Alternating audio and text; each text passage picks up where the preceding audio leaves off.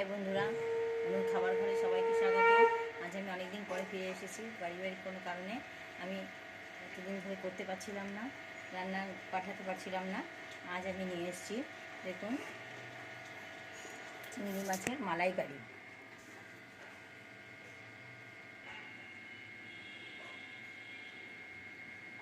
আমি নিয়েছি, দেখুন, এরকম গলদা চিংড়ি নিয়েছি বড় বড়। এটাকে ভালো করে ধুয়ে পরিষ্কার করে সব নোংরা ফেলে দিয়ে আমি কেটে কেটে রেখেছি, দেখুন, সুন্দর করে। এবার হলুদ নুন তাতে মাখিয়ে দিয়ে আমি এটাকে ভেজে নেব ভালো করে। হলুদ নুনটা আমি মিশিয়ে নিচ্ছি, দেখুন। আর ওইদিকে কড়াইতে আমি তেল বসিয়ে দিয়েছি। এখানে নিয়েছি পেঁয়াজ, টমেটো, রসুন, আদা সব নিয়েছি, আদা কুচিও নিয়েছি, রসুন নিয়েছি, সব দিয়ে এটা পেস্ট করব। আর কিছু কুচনো পেঁয়াজ দেব। আর নিয়েছি এখানে জিরের গুঁড়ো, লঙ্কার গুঁড়ো, হলুদ গুঁড়ো, নুন, কাঁচা লঙ্কা 2-3টে, আর দেব গরম মশলা সবশেষে। এখন আমি মাছগুলোকে একটু ভেজে নিচ্ছি। একটু তেলের মধ্যে হলুদ দিয়ে দিলাম যাতে না ছেটে। এবার আমি চিমনিটা অন করে দিয়ে আমি ভাজাটা বসিয়ে দিচ্ছি, দেখুন।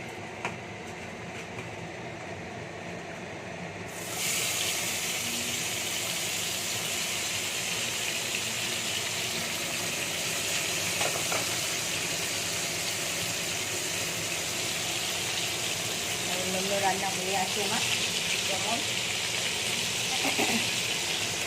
সকাল থেকে আমি ভাত বানিয়েছি, একারি গরম গরম ভাত দিয়ে খাওয়া হবে।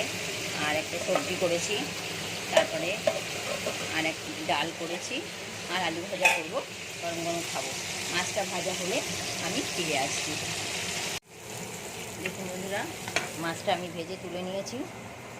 মিক্সিতে আমি পেস্ট করে নিলাম, আদা, রসুন, টমেটো, কাঁচা লঙ্কা দিয়ে। এবারে পেঁয়াজ, রসুন, অল্প পেঁয়াজ দিয়ে পেস্ট করেছি সব দিয়ে। এবারে আমি দিয়ে দিলাম পেঁয়াজ তেলের মধ্যে। ওই তেলেই আমি একটু পেঁয়াজ দিয়ে দিলাম। আমি রান্নাটা সম্পূর্ণ সর্ষের তেলেই করছি।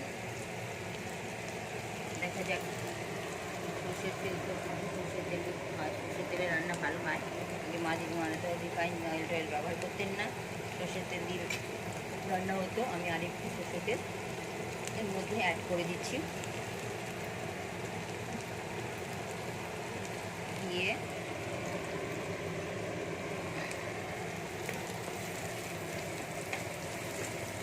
পেঁয়াজটা ভালো করে ভাজা হয়ে গেলে আমি মশলা দিয়ে দেবো। মশলার পেস্টটা দিয়ে দেবো আগে।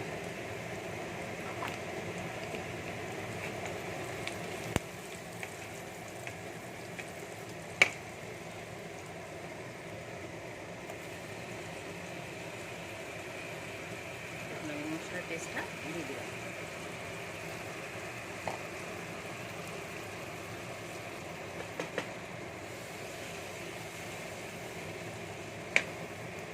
একে একে করে আমি হলুদ, নুন, লঙ্কার গুঁড়ো যা যা ছিল এখানে একটা পেস্ট করেছি, ওটা দিয়ে দিলাম। একটু কাছিয়ে দিলাম, সন্ধ্যের উপর পড়েছে। এখন এটা ভালো করে কষে তারপর আমি দেখাচ্ছি চিংড়ি মাছগুলো দেবো পরে। আর একটু দেবো দুধ, নারকেলের দুধ নেই, আমি গুঁড়ো দুধগুলো দিয়ে দিচ্ছি। দেখুন বন্ধুরা, মশলাটা প্রায় কষা হয়ে এসছে।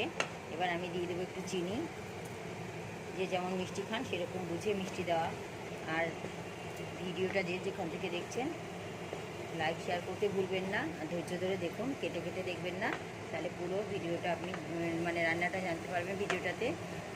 যাই হোক, আপনারা একটু ধৈর্য ধরে দেখুন, ভালো লাগবে। খুব সহজ প্রসেসে আমি করে দেখাচ্ছি চিংড়ি মাছের মালাইকারি। এবার একটু গুঁড়ো দুধ গুলে নিলাম, এবার দুধটাও দিয়ে দেবো আমি এর মধ্যে।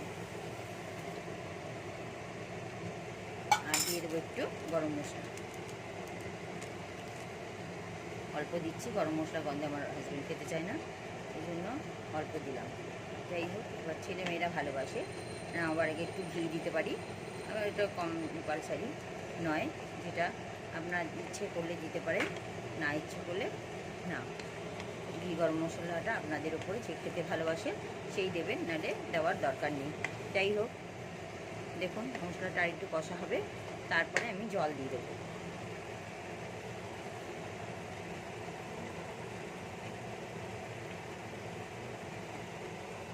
ভালো ভালো করে না কষলে পেঁয়াজ রসুনের গন্ধটা আসবে, সেই জন্য আমাকে কষাতে হবে। আচ্ছা, ভিডিওটি যদি আপনারা ফেসবুক থেকে দেখেন তাহলে পেজটি ফলো করবেন, আর ইউটিউব থেকে দেখলে লাইক শেয়ার করতে ভুলবেন না। অবশ্যই বেশি বেশি করে শেয়ার করুন, লাইক করুন, তবে আমার ইন্টারেস্ট বাড়বে, আমি আরও রান্না আপনাদের দেখাতে পারবো বা দিতে পারবো। যাই হোক, আপনারা একটু দেখুন, ভালো করে দেখে নিন যে কীভাবে মালাইকারিটা আমি করছি।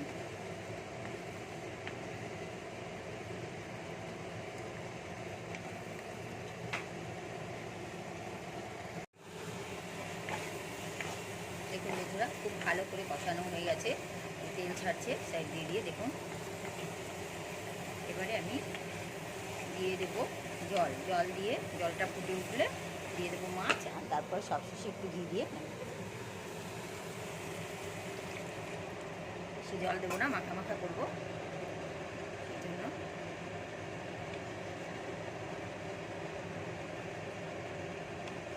ফুটে উঠলেই আমি মাছটা দিয়ে দেবো, একটু টকবক করে ফুটবে। দেখুন ফুটে উঠেছে,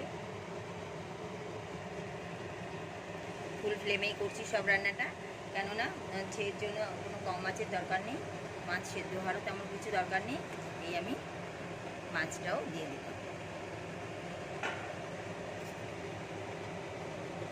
এটা নাড়বো না, তাহলে মাথাগুলো ছেড়ে যাবে, সেই জন্য আমি আস্তে আস্তে করে একটুখানি এর উপর দিয়ে ঝোল দিয়ে দিচ্ছি। আর ফুটলে পরে এবার হালকা করে ঢাকা দেবো, কিন্তু এতক্ষণ ধরে আমি বিনা ঢাকাতে ফুল ফ্লেমে আমি কাজটা করে গেছি। এবার একটু মিডিয়াম আঁচ করে আমি একটু ঢাকা দিয়ে 2 মিনিট রাখবো, তারপরে ঘি দিয়ে নামিয়ে দেবো। দেখুন বন্ধুরা, আমার রান্না মোটামুটি রেডি, চিংড়ি মাছের মালাইকারি। এবার গরম গরম ভাতের সঙ্গে পরিবেশন করবেন, আপনারা এইভাবে বানিয়ে পরিবেশন করুন। একটু ঘি দিয়ে দিলাম, এবার ঢাকা দিয়ে রেখে দেবো, আর ফোটাবো না, ব্যাস। তাহলে কেমন লাগলো অবশ্যই কমেন্টে জানাবেন। এইরকম আরও নতুন নতুন রান্না পেতে গেলে চ্যানেলটিকে সাবস্ক্রাইব করতে হবে, তাই নতুন নতুন রান্না আপনাদের কাছে সবার আগে পৌঁছে যাবে।